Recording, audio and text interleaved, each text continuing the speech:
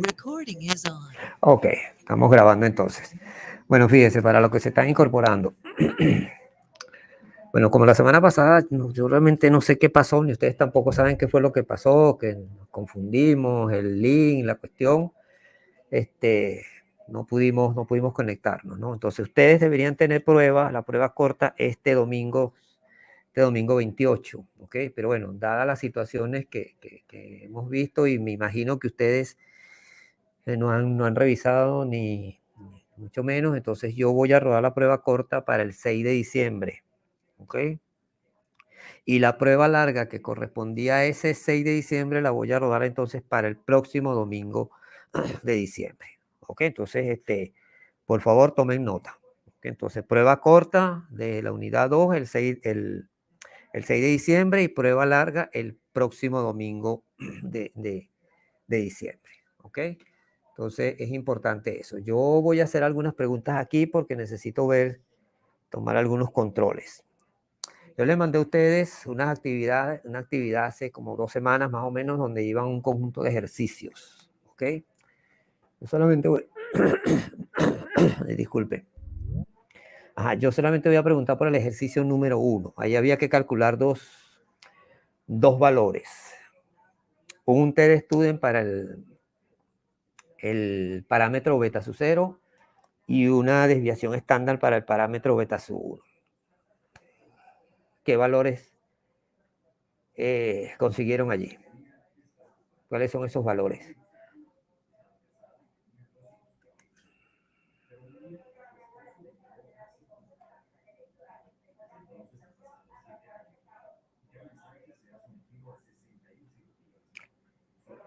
Se me quedaron callados, lo que significa que no lo hicieron. Y bueno, no sé si lo habrán revisado, pero tienen que revisarlo. ¿Ok? Entonces, bueno, yo voy a arrancar con la clase de hoy. Vamos a compartir pantalla. Esta parte yo les dije a ustedes, creo que fue en WhatsApp, no recuerdo, que tenían que revisar la parte 1 del Gujarate. Ese está ahí muy sencillito, ahí hay un resumen bien bueno de lo que se trabaja aquí, para que ustedes lo leyeran, lo revisaran, y se prepararan, ¿no? Entonces, bueno, yo voy entonces a arrancar con este tema. Como se nos complica que este señor nos permita conectarnos, vamos a compartir directamente el PowerPoint. Entonces, fíjense qué es lo que vamos a hacer ahorita. Ya ustedes deben tener conocimiento sobre todo lo que es la regresión de modelo lineal clásico, ¿ok? Si todavía tienen algunas dudas, revisen la parte 1 de Gujarati. Ahí está todo bien sencillito, ahí no hay mayores complicaciones, eso está bien sencillo allí, ¿ok? Entonces, ¿qué es lo que vamos a ver ahorita? Evaluación del modelo econométrico, pero más allá de la evaluación del modelo econométrico, es los supuestos del modelo de regresión clásica y no su cumplimiento. Los supuestos del modelo de regresión clásica, si ustedes revisaron, si ustedes han leído, son varios, pero básicamente son 4 los supuestos que no deberían violarse. En primer lugar, que los residuos sean normales.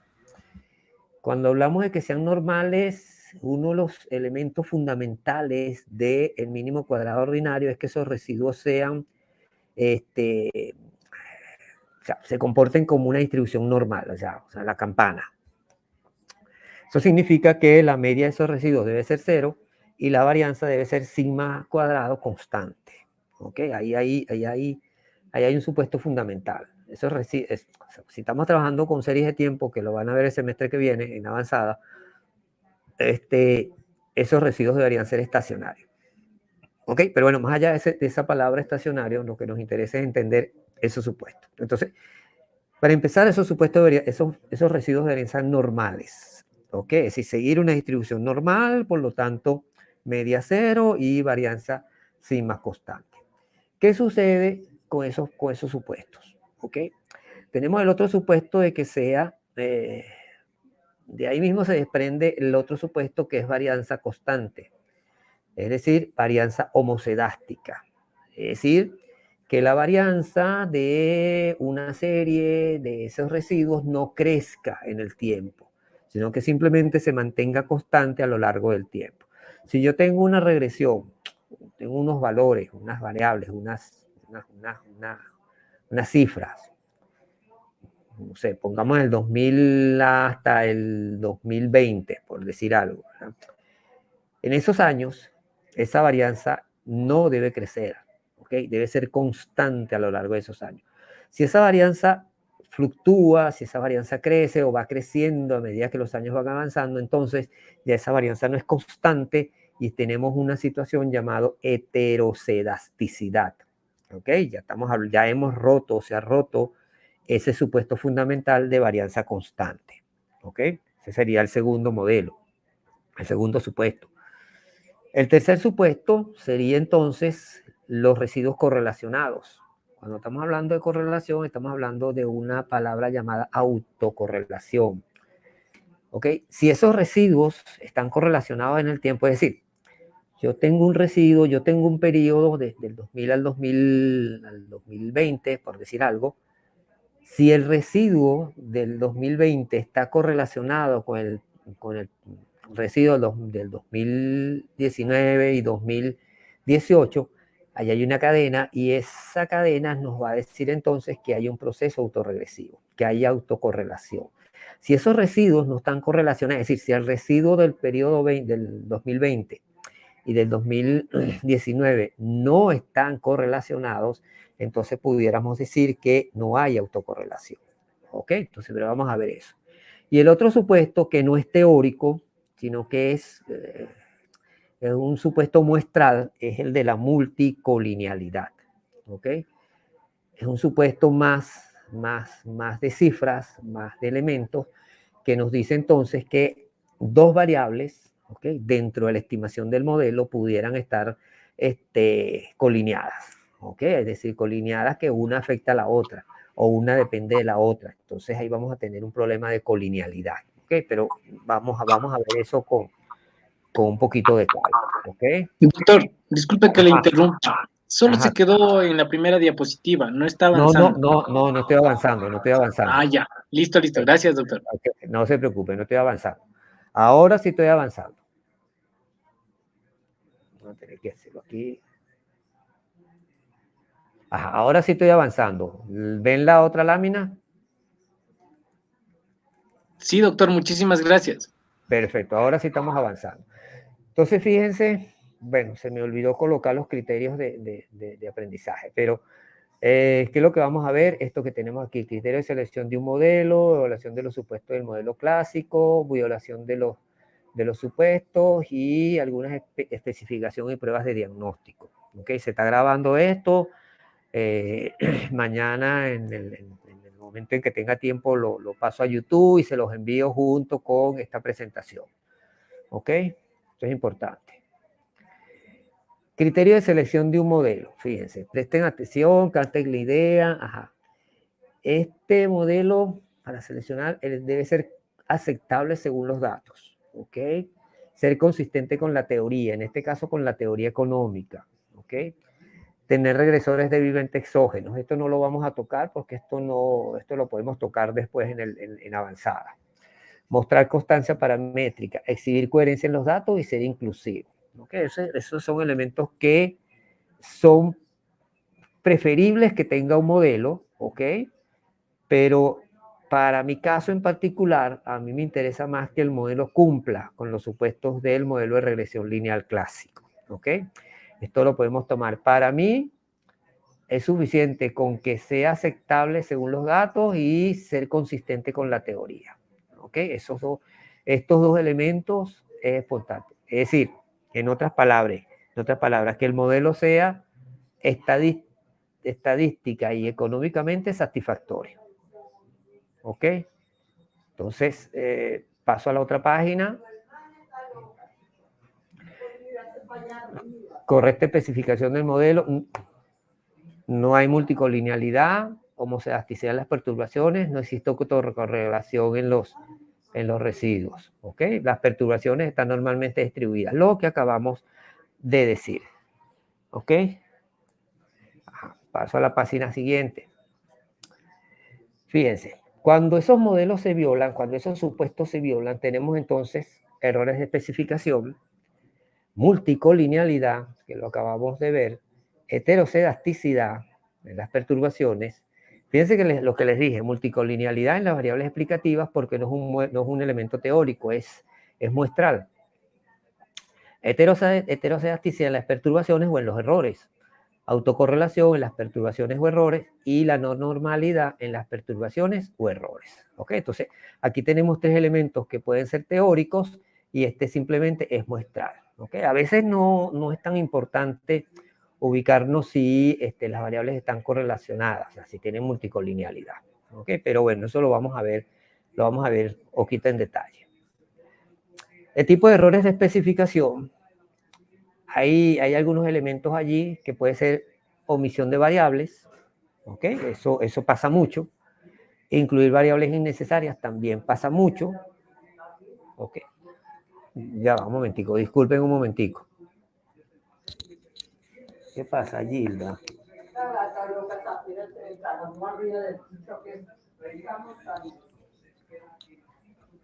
Ok, disculpen. Ajá, ¿qué tenemos aquí? Entonces, adoptar una forma funcional incorrecta, errores de medición o especificar incorrectamente el término de error. ¿Qué significa esto? Fíjense. Puede pasar que, por ejemplo, en el consumo, en la relación entre consumo y ingreso, por mencionar dos variables, ¿ok? Sabemos que hay una relación determinística allí, donde el consumo depende del ingreso, ¿ok? Si no hay otra variable, es una relación determinística, ¿ok? Pero uno pudiera decir, bueno, que no solamente depende del ingreso, sino que puede depender del tipo de cambio, puede depender de los precios, del índice de precios al consumidor, en este caso de la inflación, ¿okay? Y que esas variables pudieran ser relevantes. Sin embargo, dar con estas dos premisas que están aquí es a veces algo complicado, ¿ok? Porque la teoría económica a veces no te dice qué variables son las correctas y qué variables no son las correctas. Porque, por ejemplo, vuelvo al caso fundamental del consumo. Yo puedo tener el consumo en términos absolutos. Okay, consumo en función del ingreso. Pero yo puedo tener también el consumo como porcentaje del PIB. Okay, ya esa es otra variable. Okay. Puedo tener el consumo per cápita. Esa es otra variable. Puedo tener el consumo per cápita como porcentaje del PIB. Esa es otra variable. Okay, entonces, son formas funcionales. Okay, aquí estamos hablando de una forma funcional incorrecta. Okay, que pudieran nosotros pudiéramos y deberíamos probar. Okay, o sea, yo ahí tendría 4 modelos diferentes, ¿ok? Porque estoy incluyendo 4 variables endógenas diferentes, ¿ok? En cuanto a la variable independiente, explicativa, bueno, ahí solamente tengo 2 variables, o el PIB total o el PIB per cápita, ¿ok? Entonces yo ahí tendría que empezar a probar, ¿ok? Diferentes formas, diferentes relaciones funcionales para ver cuál es la que se ajusta mejor, ¿ok? Entonces, eso es un proceso de ensayo y error. Cuando hablamos de la forma funcional o incorrecta, generalmente uno trabaja con logaritmo, ¿ok? Porque el logaritmo permite suavizar las variables, permite suavizar otras cosas, ¿ok? A lo mejor la forma funcional es cuadrática, o sea, ¿ok? Pero eso también es un problema de ensayo y error, ¿ok? Entonces, cuando hablamos de errores de especificación, generalmente la teoría económica no lo da, ¿ok? Ya ese es un problema del investigador, de la experiencia que tenga el investigador, de cómo el investigador prevé o qué es lo que él realmente quiere investigar en su investigación, ¿ok? ¿Qué es lo que realmente quiere? Por lo tanto, estos elementos que están aquí, ¿ok? Dependen también mucho del punto de vista del investigador, ¿ok? Y esto, como les dije, también es un problema de ensayo y error. Ahí, en los paquetes estadísticos, econométricos, hay tests que permiten identificar si la forma es incorrecta, si la forma funcional es la correcta, si hay variables relevantes que no se están incluyendo, si hay variables innecesarias que se están incluyendo, etcétera. O sea, de todas maneras, por eso no se mortifiquen, porque esos paquetes econométricos generalmente dan esos elementos allí. ¿Ok? Pero sí me interesa que ustedes entiendan, ¿ok? Que cuando hablamos de errores de especificación del modelo, ¿ok? Eso depende mucho también repito, del punto de vista del investigador, de qué es lo que quiere, cómo lo quiere, etcétera, etcétera, etcétera. ¿Ok? Pasamos entonces a los supuestos. Vamos a pasar a partir del problema de la multicolinealidad. ¿Ok? Cuando estamos hablando de multicolinealidad, repito lo que dije hace rato, es que las variables independientes estén correlacionadas.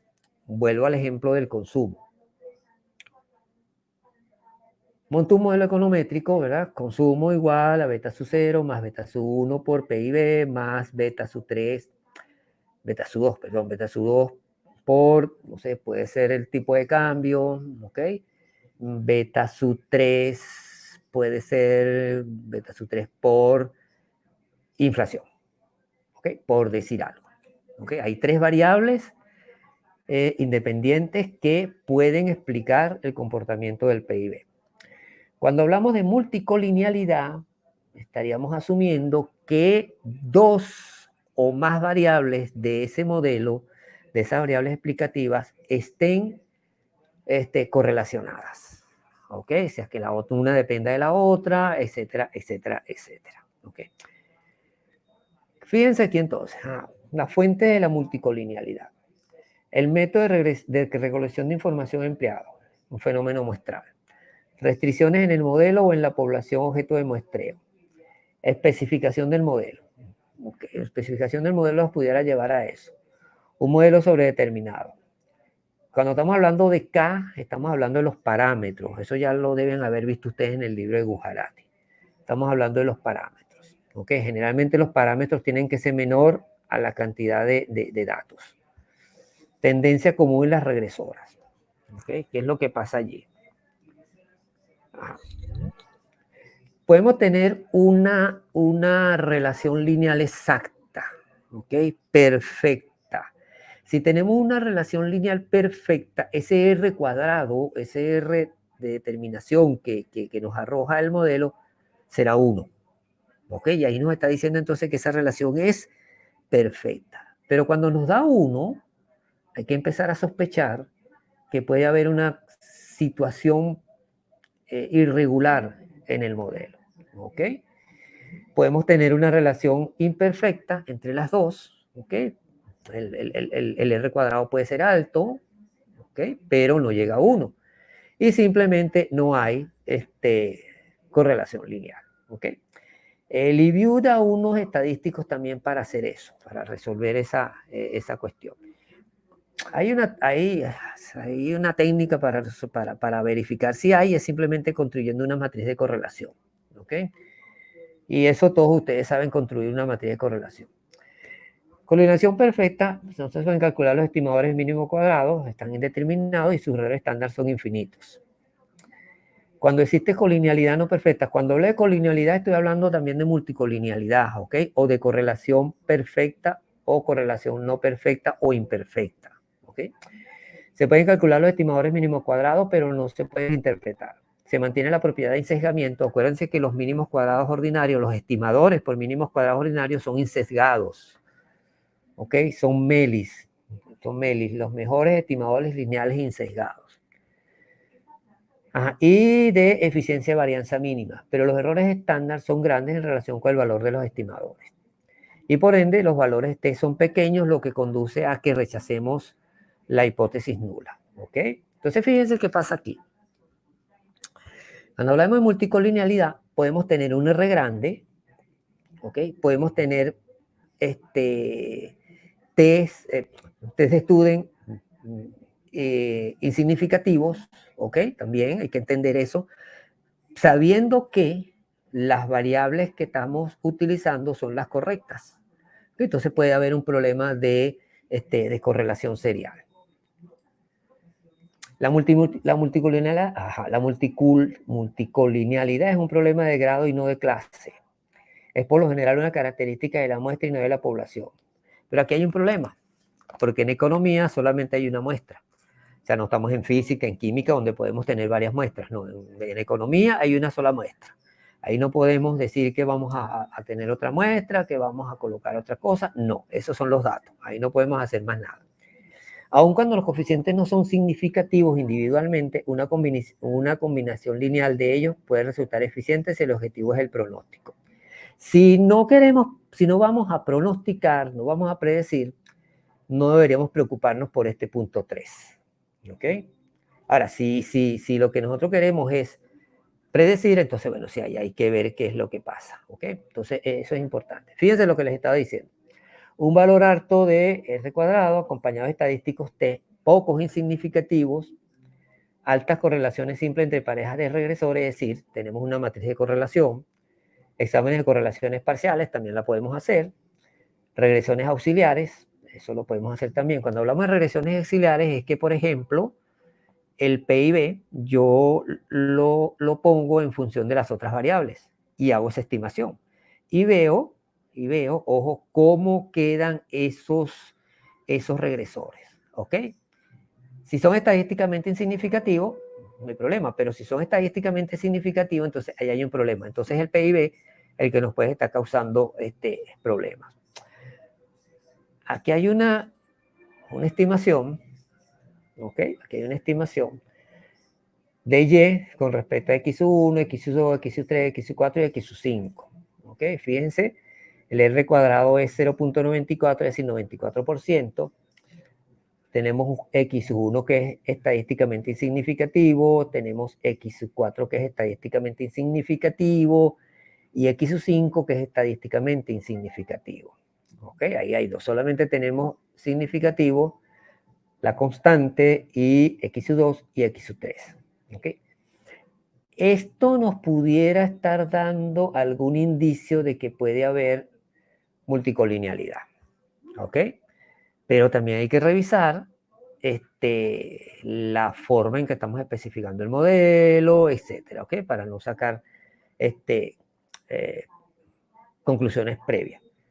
Podemos obtener una matriz de correlación y fíjense entonces, por ejemplo, Y con X1 con X2, fíjense, 0.93, casi 1, 0.95, 0.98, 0.98. ¿Ok? X2, okay, aquí las tenemos. O sea, fíjense que casi todas pasan de 0.95, lo que nos pudiera estar diciendo que hay indicios de multicolinealidad.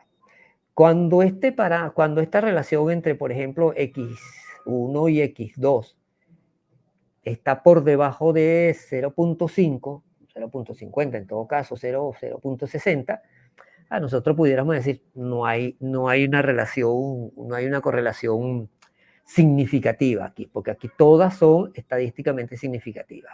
¿Okay? Esta relación es estadísticamente significativa. ¿Okay? Entonces, al sacar la matriz de correlación, es un buen indicio que pudiéramos tener ya un problema de correlación ayer, un problema de multicolinealidad.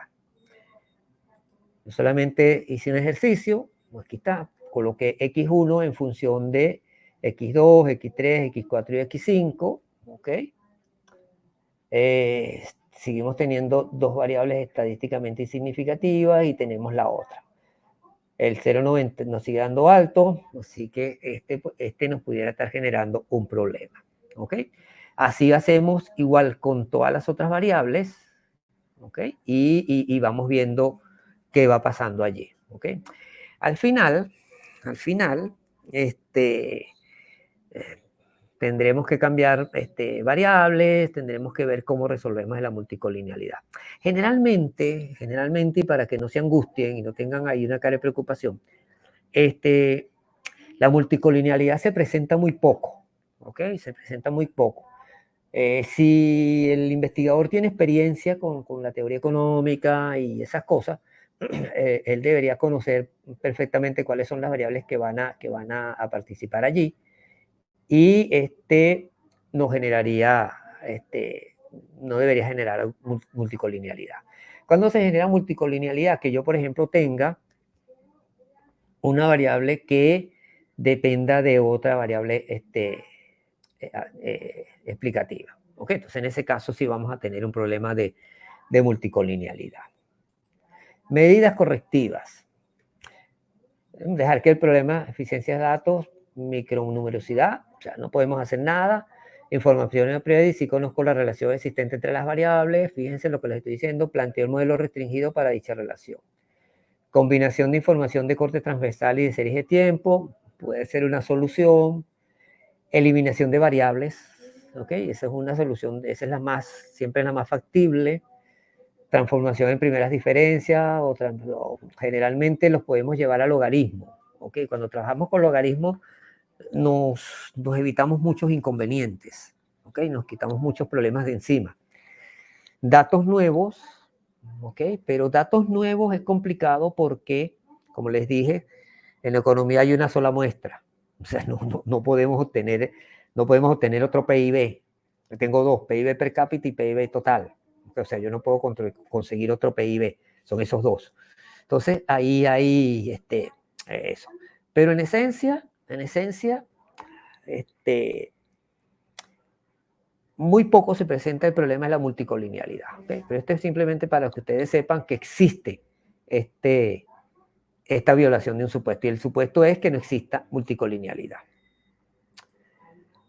Heterocedasticidad. Fíjense, cuando estamos hablando de heterocedasticidad, estamos hablando de que la varianza ya no es constante. ¿El supuesto cuál es?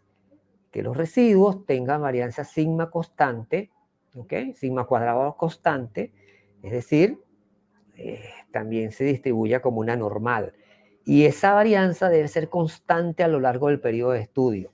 ¿Okay? Si esa varianza crece a medida que avanzan los años, entonces ya tenemos este problema de heterocedasticidad. ¿Okay? Entonces aquí tenemos dos hipótesis, por supuesto. La hipótesis nula es que el modelo no presente, perdón, que el modelo presente varianza constante, y la hipótesis alternativa es que no presente varianza constante, es decir, heterocedasticidad. Fíjense, estos supuestos son eminentemente teóricos, ¿ok? El anterior es muestral, el multicolinealidad es muestral. Aquí, ¿qué tienen que hacer ustedes? Revisar el libro de Gujarati, ¿ok? Por supuesto que esta presentación nos va a ayudar bastante para que puedan entender con más claridad esto. ¿Okay? Si la varianza condicional de U dado Y, XY, aumenta a medida que aumenta XY, entonces la evidencia un problema de heterocedasticidad. Es decir, lo que les acabo de decir ahorita, la varianza aumenta en el tiempo. ¿Okay? Fuentes del problema. Modelo de aprendizaje, a mayor ingreso discrecional, mejores técnicas de recolección de datos o factores atípicos, errores de especificación, asimetría en la distribución de una más regresora, incorrecta transformación de datos. ¿Okay? Esos son los posibles problemas o las posibles fuentes de problemas que pueden generar heterocedasticidad. A veces ni siquiera son esos, a veces pueden ser otros problemas que generan heterocedasticidad. ¿Cuáles son las consecuencias? Por supuesto, el estimador, el beta, sigue siendo MELI, es decir, el mejor estimador lineal insesgado, ¿ok? Pero ya no son eficientes, ¿ok? Si hay heterocedasticidad. Detección. Bueno, series de corte transversal, esto no se preocupen por eso porque eso no lo vamos a ver ahorita. Método gráfico, diagrama de dispersión entre los residuos, o sea, podemos hacer sacar los residuos de la regresión y los y meterlos en un programa, un paquete, en un diagrama de dispersión. Y ver, ¿ok? Y eso nos va a decir qué tan cerca están esos valores de esa línea de tendencia o qué tan alejados están. Si están muy alejados, por supuesto ya tenemos un problema de varianza, lo que nos está diciendo que esa varianza ha variado, valga la redundancia. Y pruebas generales que son los test. ¿Ok? Los test de hipótesis, que está el de Y, está el de Bridge-Pagan, es decir, hay un conjunto está el de par, está el de Y, que son tests, que esos test los tienen todos los paquetes econométricos. ¿Ok? Fíjense aquí, ok, tenemos un ejemplito gráfico, fíjense, ok, tenemos dos variables explicativas, una variable Y, tenemos que la variable x1 es estadísticamente significativa y x2, ok, aquí está, x2, su probabilidad es 0.095, aquí ya podemos decir que esa variable no es estadísticamente significativa. Tenemos un R cuadrado de 0.91, ok, vemos el gráfico de dispersión, ok, los residuos contra el Y estimado, fíjense, si ponemos una línea recta a lo largo de este diagrama, vemos cómo están dispersos los residuos, ok, fíjense la dispersión que hay en ellos, ya esto nos está diciendo que hay un problema de varianza. Si estos residuos, imagínense que trazamos una línea recta a lo largo de este cuadro y esos residuos, ¿okay?, fluctúan a lo largo de esa línea de tendencia. Entonces ya ahí pudiéramos decir, no, mira, no, ahí está bien, no hay problema, no tenemos ningún problema allí y la varianza es constante, ¿ok? Entonces esto nos permite a nosotros aproximarnos a la detección del problema, ¿ok? La prueba de par, esto es teórico, ¿ok? Esto es teórico, esto son elementos que están allí que ustedes tendrían que revisar con calma, yo no me voy a detener en esto, vamos a la prueba de par, ¿ok? Tenemos el modelo, sacamos la variable que era estadísticamente insignificativa y nos quedó Y con respecto a X1. Fíjense que es estadísticamente significativa y hay un alto R cuadrado. Fíjense que tomamos ahora el logaritmo, ¿okay?, de los residuos al cuadrado y obtenemos unos valores aquí, ¿ok? Estos valores nos permiten decir si esa varianza, ¿ok?, es constante o no es constante, si aceptamos la hipótesis nula o no aceptamos la hipótesis nula. Aquí fíjense que nos está diciendo que este es marginalmente insignificativo porque es 0,0521 y este sí no es estadísticamente significativo, lo que nos pudiera estar dando una aproximación de que no hay heterocedasticidad, ¿ok? Tenemos la prueba de Y, aquí está también los elementos estadísticos, los elementos teóricos, ¿okay? Tenemos también los contrastes, ¿okay?, pero vamos a ver el Y en términos cruzados. Fíjense ¿qué es lo que nos interesa?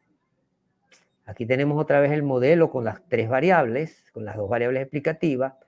Vamos a lo que nos arroja el eView. Y fíjense aquí, fíjense en estos elementos que están aquí. Utilizando el F estadístico, ¿okay?, la probabilidad es 0,11 y utilizando las observaciones por el R cuadrado nos arroja también 0,11 pero más bajito, ¿okay? ¿Qué hipótesis tenemos? La primera hipótesis, la hipótesis nula, ¿cuál es? Que la varianza es constante, es decir, es homocedástica. La hipótesis alternativa es que la varianza no es constante, es decir, es heterocedástica. En este caso, aceptamos la hipótesis nula porque estos valores son estadísticamente insignificativos. Estamos aceptando la hipótesis nula de que la varianza de esta regresión que está aquí es constante. Si estos parámetros que tenemos aquí fuesen 0,00007, 0,00027, ¿ok? estaríamos hablando que son estadísticamente significativos, por lo tanto rechazamos la hipótesis nula y aceptamos la alternativa y diríamos entonces que la regresión tiene un problema de heterocedasticidad. ¿Ok?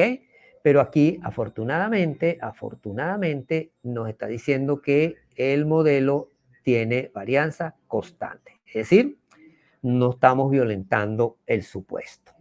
¿Ok? Medidas correctivas. Bueno, las transformaciones. ¿Ok? Podemos dividir toda la el modelo entre la varianza de la varianza ponderada. Si ponderamos todo por las varianzas, ¿ok? Podemos, claro, esta es desconocida.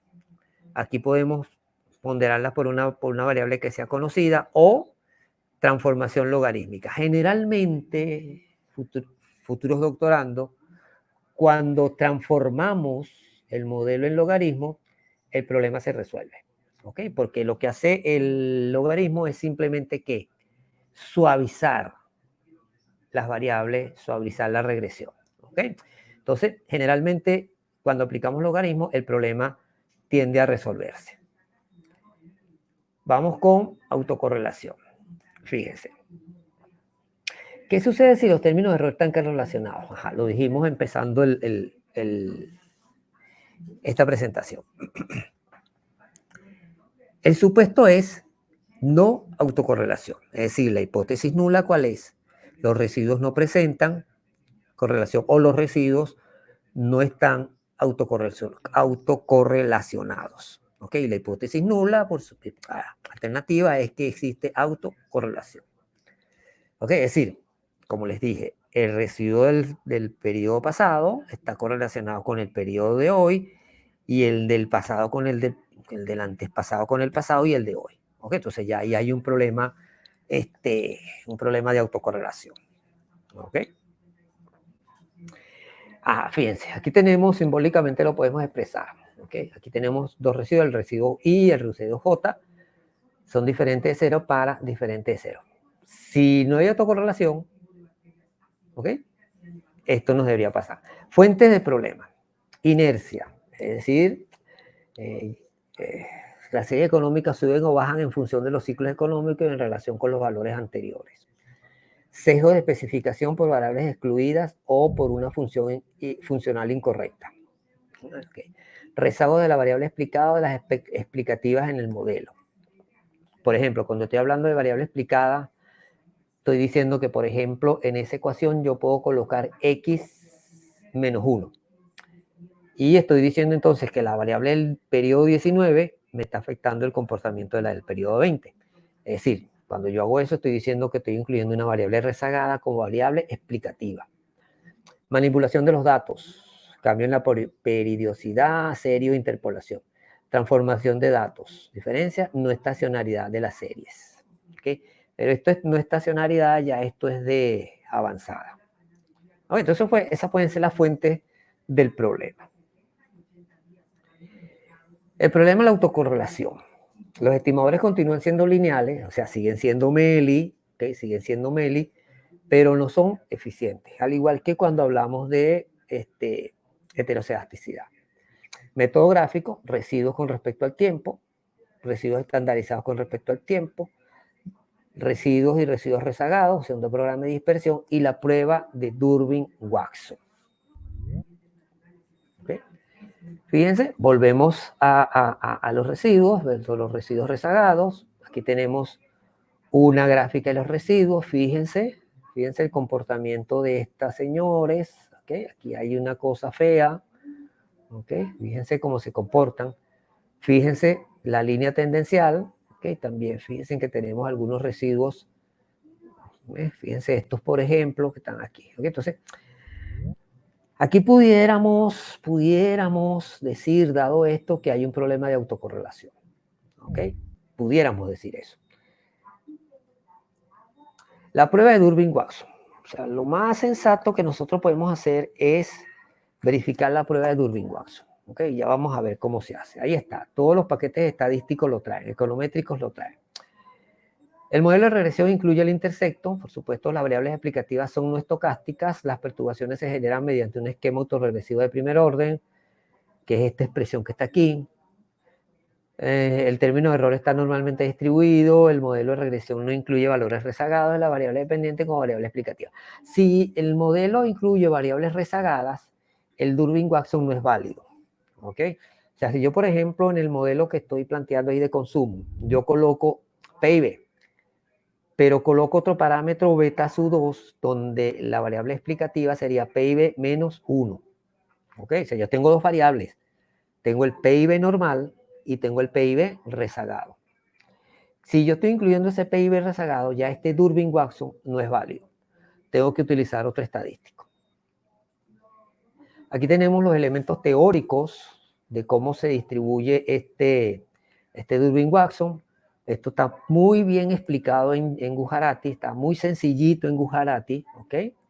Para que ustedes lo revisen.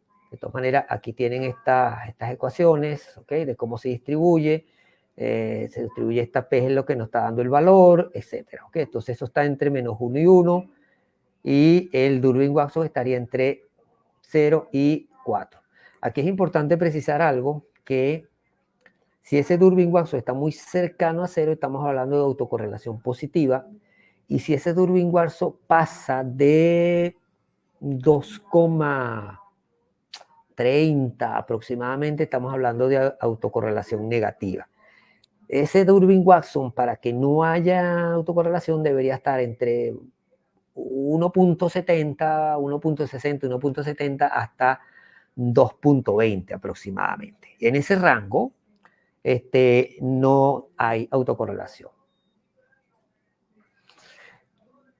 Naturaleza del problema. Con los contrastes de hipótesis. Determinar si los residuos están correlacionados a un nivel de significancia alfa. El planteamiento del problema de la hipótesis, como ya les di hace rato, es hipótesis nulas, no hay autocorrelación en los residuos. El estadístico de contraste, el Durbin-Watson. Aquí hay una regla de decisión, ¿ok? Pero generalmente esta regla de decisión no se cumple al pie de la letra. ¿Ok? Generalmente esto cae por aquí, en la parte que dice sin decisión. ¿Ok? Entonces, hay una prueba práctica que es esa que yo les estoy diciendo. Vamos aquí al modelo. Fíjense, tenemos un modelo en variables absolutas, el mismo modelo que trabajamos anteriormente. Lo transformamos en logaritmo y fíjense cómo cambia el modelo. Tenemos que la variable x1 es estadísticamente significativa, pero la variable x2 no lo es. Transformamos el modelo en logaritmo y fíjense entonces que la variable x2 se convierte en estadísticamente significativo. Fíjense cómo cambian los valores. Aquí sigue siendo negativa, pero aquí tenemos 0.21 y aquí tenemos 0.37. ¿Qué pasó con el R cuadrado? Teníamos 0.91 y ahora tenemos 0.98. ¿Ok? Aquí está el Durbin-Watson, futuros economistas, futuros doctores.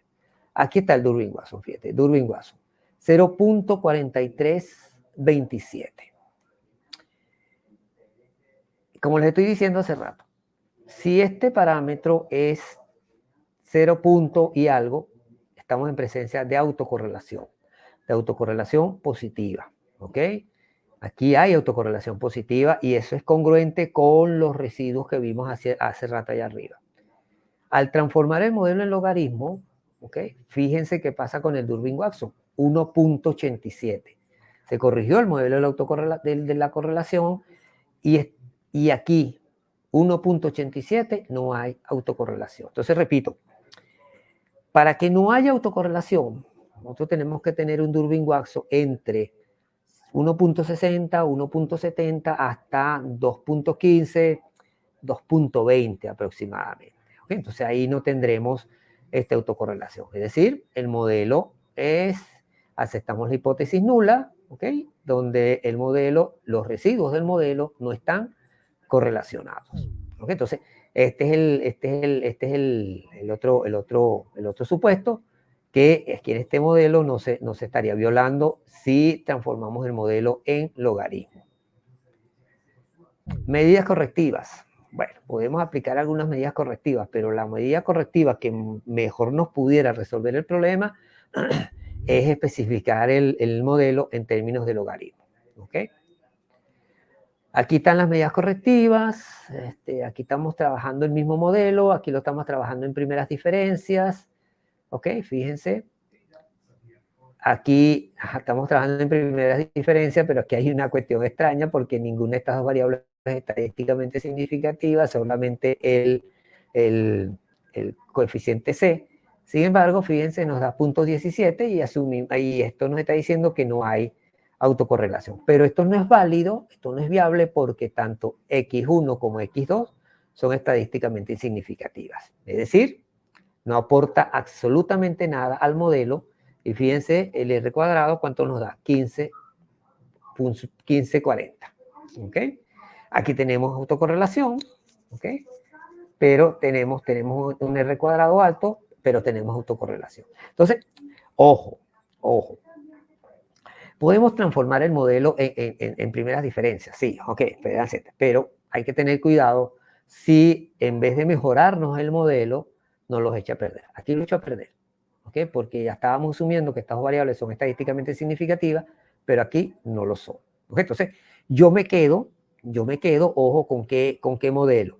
Con el de logaritmo, ¿okay? Que es el que pudiera trabajar. El último supuesto es el de la normalidad de los residuos, ¿okay? Se los comenté hace rato. Esos residuos tienen que comportarse como una normal, es decir, seguir una distribución normal, es decir, la campana de Gauss, esa campana bien bonita que ustedes vieron en estadística.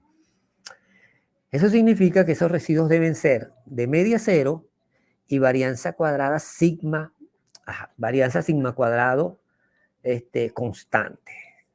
¿Ok? Entonces, ahí vamos a ver qué sucede. ¿Ok? Aquí estamos. O sea, esos residuos deben distribuirse como una normal. Media cero, varianza sigma cuadrado. Normales idénticamente distribuidas con media cero y varianza constante. Razones del supuesto de normalidad. El residuo, o sea, esta U sub I, representa las variables explicativas que no forman parte del modelo de regresión. ¿Ok?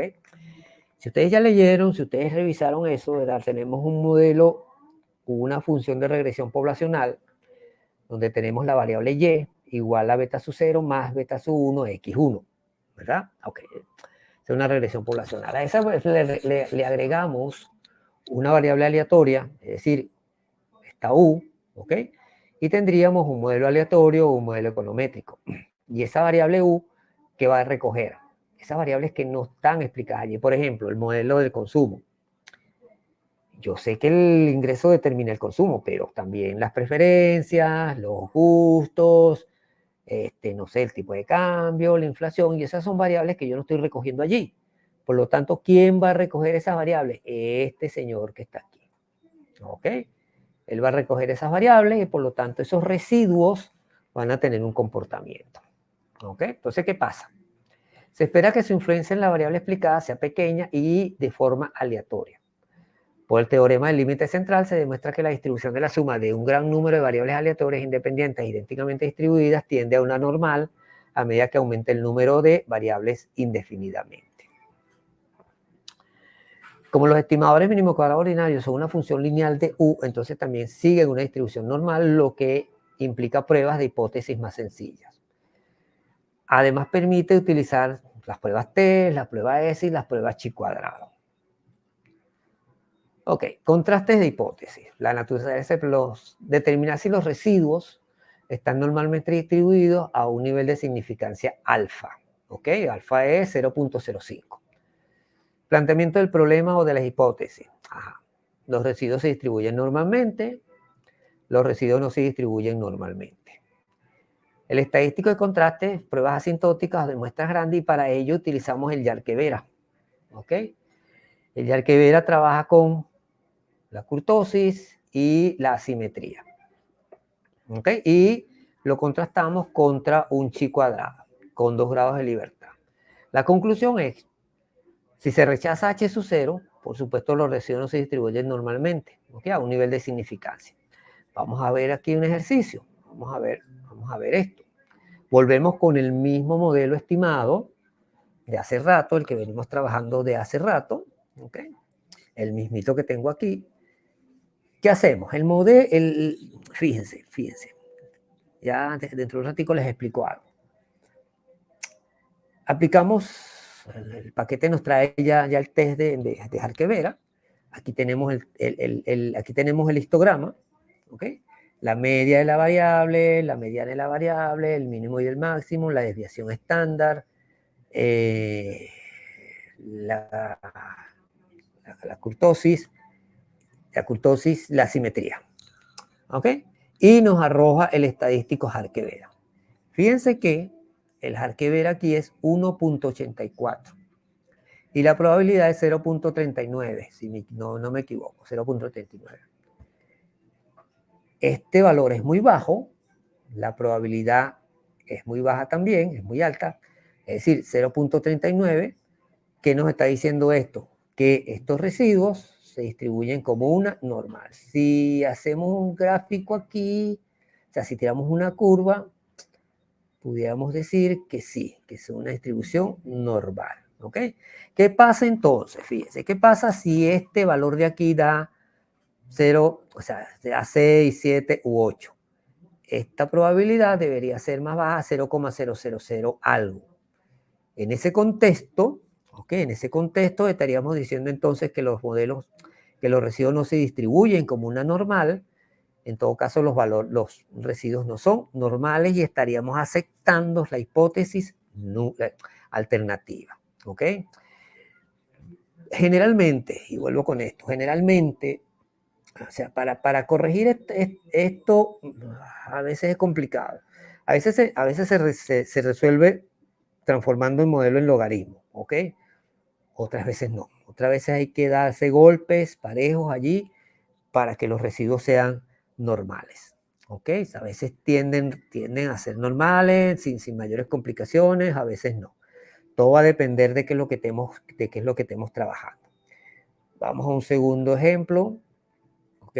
Fíjense, transformamos el modelo en logaritmo, ¿ok? Las variables son estadísticamente significativas, ¿ok? Sacamos el histórico de esa regresión y fíjense entonces ahora cómo completamente se distribuye normalmente. Seguimos aceptando la hipótesis nula. Aquí está, ¿ok? Aquí está. El valor es muy bajito, por lo tanto los residuos siguen siendo normales, se distribuyen como una normal, ¿ok? Ok, aplicamos logaritmo, fíjense cómo cambió esto, fíjense cómo se aproxima más a una normal que la anterior. ¿Okay? La anterior, si bien es cierto, son normales porque el Arquevera lo da, pero la forma de la gráfica no es muy parecida a una normal. En cambio, con logaritmo, sí es como una normal. ¿Ok? Entonces, fíjense qué es lo que hay, qué es lo que nosotros hacemos, qué es lo que hay. Cuando evaluamos un modelo econométrico, como les dije empezando, nos interesa que ese modelo sea estadística y económicamente satisfactorio.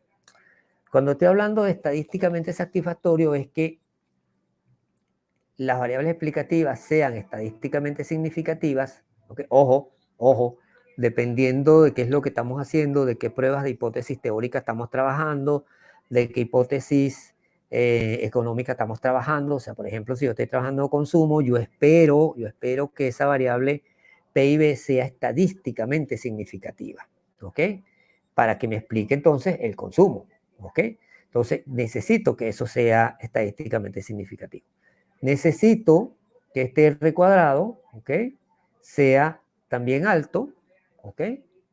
Necesito que, ¿dónde estamos? Ajá, que el F estadístico, ¿ok? También sea alto, es decir, que la regresión, que los valores, que estas variables independientes que expliquen en conjunto el comportamiento de Y, ¿ok? Los estadísticos ustedes lo que hacen es que expliquen en términos individuales el logaritmo de Y, pero esta es en términos globales, ¿ok? Eso es lo que nos interesa. ¿Qué pasa después? Después tenemos que evaluar, ¿ok? ¿Qué pasa con los supuestos? El modelo cumple los supuestos, es estadísticamente significativo las variables, tengo un R cuadrado muy bueno, tengo un F muy bueno. Entonces, ¿qué puedo decir? Estadísticamente el modelo es satisfactorio. Pero ¿qué pasa? Yo tengo que verificar si las hipótesis económicas que planteé también se cumplen, ¿ok? Por ejemplo, en el caso del consumo, yo tengo que verificar que el PIB explique el comportamiento del consumo, ¿ok? Si eso se cumple, si es estadísticamente significativo, si el valor de la apropiación marginal a consumir está entre lo que establece la hipótesis, es decir, entre 0 y 1, entonces, ¿cuál es mi conclusión? Que el modelo estimado, ¿ok?, es estadística y económicamente satisfactorio. Por lo tanto, me puedo dar por satisfecho y decir, el modelo que estimé del consumo satisface lo que estoy haciendo. Ok, entonces, ojo, fíjense, capten la idea, capten la idea. Tengo un supuesto de multicolinealidad, que es un supuesto muestral, o sea, no es un supuesto teórico, depende de qué tipo de muestra tenga, ¿ok? La multicolinealidad puede o no surgir, porque eso va a depender también de las variables que yo esté utilizando. Generalmente no hay multicolinealidad en los modelos, dependiendo de qué sea lo que ustedes quieren colocar allí. Los supuestos de homocedasticidad, no autocorrelación y normalidad son supuestos teóricos que dependen de qué, del comportamiento de los residuos, ¿ok? Si esos residuos no son normales, si esos residuos se comportan de forma de autocorrelación, si la varianza de los residuos es no constante, entonces ahí tenemos un problema y ya no podemos decir que el modelo es estadísticamente satisfactorio. Tenemos que buscar la forma de resolver el problema, ¿ok? Y en este caso, como ustedes no son investigadores, no tienen esa experiencia, yo no les voy a pedir que lo resuelvan, ¿ok? Pero sí, entender los elementos teóricos de esos elementos. Por lo tanto, la prueba corta que vamos a realizar el 6 de diciembre va a estar basado en teoría, ¿ok? En teoría del modelo de correlación, el modelo de regresión lineal clásico y los supuestos, ¿ok? Entonces, eso tienen que manejar los conceptos teóricos. El examen largo, ese sí va a ser un ejercicio, ese sí va a ser un examen práctico, ¿ok? Entonces, eso implica eso. Yo les mandé a ustedes, voy a salir de aquí. Yo les mandé a ustedes hace una semana unas actividades, ¿ok? Donde iban un conjunto de ejercicios los cuales ustedes tenían que resolver. Yo hice una pregunta hace rato, nadie me respondió, yo asumo entonces que no lo han resuelto. Entonces tienen que hacer esos ejercicios, señores. Tienen que revisar Gujarati. Gujarati es un libro muy sencillo, muy práctico, porque ese generalmente se utiliza en pregrado, por ejemplo, aquí en la Escuela de Economía de la UCB, de la Universidad Central de Venezuela. Ese es el libro que se utiliza allí. Y es muy práctico, es muy sencillo. ¿Ok? Yo mañana, el lunes, si es posible, yo subo este video porque ya se grabó aquí, yo lo subo, voy a ver si subo algún otro material para que ustedes se ayuden. Voy a tratar de subir algunos ejercicios también para que los trabajen. Tienen que revisar los ejercicios que están en Gujarati, ¿ok? Revísenlos, vean qué ejercicios tiene ahí Gujarati, pero tienen que poner de su parte, ¿ok? O sea, el 80% del éxito depende de ustedes, ¿ok? Yo no tengo intenciones aquí de raspar absolutamente a nadie, ¿ok? Pero, y los exámenes no van a tener un grado de dificultad como que si quieren ir a la luna, no, pero sí tienen que tener conocimiento para poder resolverlo. Ajá, alguien me levantó la mano por allí. ¿Quién es? Sí, doctor, buenas noches. Mauricio Salguero le saluda. Mauricio, Compañeros, ¿cómo muy está? buenas noches. ¿Cómo Doctor, está? un favor muy especial. ¿Será Ajá. posible que, por favor, nos envíe al WhatsApp la grabación de esta clase del día de hoy? Porque cuando suben en la plataforma solo dura un pequeño tiempo y de ahí se borra el video. Esa es mi No, solicitud, doctor. Muchísimas gracias. pero ¿cómo que se les borra? Porque si yo lo coloco en ventana abierta y yo los he probado y sale y se ve completo, no entiendo cómo se les borra. Ah, es que tiene un tiempo límite para que estén ahí. ¿En serio? Bueno, Sí, déjame revisar. Bueno, déjame hacer esa consulta a la gente de la Católica, porque de verdad que yo no sabía que tenían un tiempo límite. Y pero sí, porque por no me lo favor. dijeron, pero porque no me lo dijeron antes. Es que recién nos estábamos dando cuenta, creo que nos estaba pasando esa situación. Ah, ok, bueno, entonces yo mañana le pregunto a la gente de la Católica qué es lo que está pasando allí, porque se supone que esos videos tienen que quedar allí, porque fíjate que yo no, el semestre pasado incluso yo revisé para ver unas cosas y volví a abrir unos videos y los videos todavía están allí, no se han borrado, pues entonces déjame revisar, pues, ok, Mauricio, déjame revisar y ver qué es lo que está pasando allí, porque eso que tú me estás diciendo ya me preocupa, porque yo les he mandado a ustedes unos cuantos videos y los he subido allí y si me está diciendo que se han borrado, ya la cosa está complicada, pues, ok. Entonces, Listo, doctor, muchísimas gracias. déjame revisar y bueno, les comento por WhatsApp, pues, ¿ok? De todas maneras, bueno, Buenas déjame noches, ver, compañero. deja un momentico, Betancourt, déjame terminar aquí. Eh, déjame ver cómo lo subo a WhatsApp, ¿ok? A ver cómo se me hace más fácil, ¿ok? Entonces, bueno, yo se los mando por WhatsApp si ustedes lo quieren, pero déjenme revisar también qué está pasando con la plataforma, ¿ok? Ajá, Betancourt, ¿no? Sí, profesor, yo le quería comentar también, es muy útil la plataforma de YouTube. Yo sé que usted tiene varios videos en su canal de YouTube. Ujú. De ahí realmente es donde yo he tomado el apoyo de las clases que Sí, usted ha subido ahí. las del semestre Pero, pasado, sí.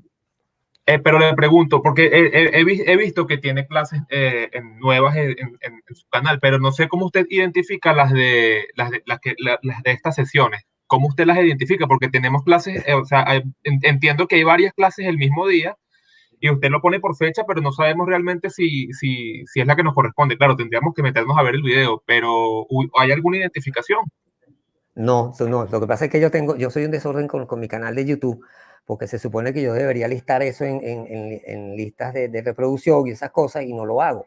Entonces ahí, ¿qué pasa? Ahí están los cursos de mi curso de pregrado de macroeconomía, están las clases de econometría avanzada y están las de ustedes. Entonces yo me imagino que la duda que tú tienes es porque en econometría avanzada también hay videos. Entonces no los he listado, pero bueno, dame el fin de semana para ver cómo hago con las listas de reproducción para ordenarlas, pues, ¿ok? Entonces ya al ordenarlas colocaría econometría básica, econometría avanzada y macroeconomía, pues, para que no se confunda. Oíste, Betancourt. Entonces Muchísimas gracias. dame un chancecito entonces para enseriarme con eso, pues, ¿ok? Perfecto, muy amable. Ok. ¿Alguien más? ¿Alguna duda, alguna consulta? Está muy bien, profesor. Muchas gracias por su explicación y sería bueno que haga lo que dice de especificar los temas para poder seguir trabajando. Sí, pero más allá de eso, Luis Morales, es que me estás hablando, ¿no? Sí, sí, Ajá, más allá de eso, Luis, es que ustedes pongan de su parte, ¿ok? De que ustedes revisen la bibliografía, sí, sí. revisen Gujarati. Ahí Gujarati está muy, muy sencillito, ¿ok? Ahí no tienen mayores complicaciones. Incluso léansele primero la primera parte, la parte 1, porque la parte 1 es básicamente la introducción a lo que viene después. Lo que viene después, por supuesto, es mucho más detallado, mucho más explicado, pero yo creo que si revisan la primera parte ya van a tener una noción mucho más amplia de lo que hemos visto y de las cosas. Resuelvan los ejercicios que les mandé, ¿ok? Hagan un esfuerzo, siéntense con calma y empiecen a resolverlo. Esos ejercicios están muy sencillitos, no tienen mayores complicaciones, ¿ok? Yo Sí. voy a tratar este fin de semana de preparar otros ejercicios sobre lo que estamos viendo hoy para mandárselo. ¿ok? Pero tienen que poner de su parte, ¿ok? Sí, O sea, sí. no pueden, no esperen que yo les resuelva todo, ¿ok? O sea, tienen que poner de su parte para que podamos, para que ustedes salgan lo mejor posible, porque como dije, mi intención no es raspar a nadie, ¿ok? O sea, mi intención es que todos aprueben la materia, porque después los espero en macroeconomía avanzada y ahí sí les voy a dar duro, ¿ok? Entonces, pero Muchas gracias, muchas gracias. pónganse las pilas, ¿ok? Acuérdense Gracias. que está el WhatsApp, dudas, está mi correo, que pueden escribirme con confianza. Pues a lo mejor no respondo en el mismo momento, pero respondo, ¿ok? De acuerdo. Ok, ajá. ¿Alguna otra duda, algún comentario? Ángela Plúas, que ella como que se incorporó un poquito tarde al curso.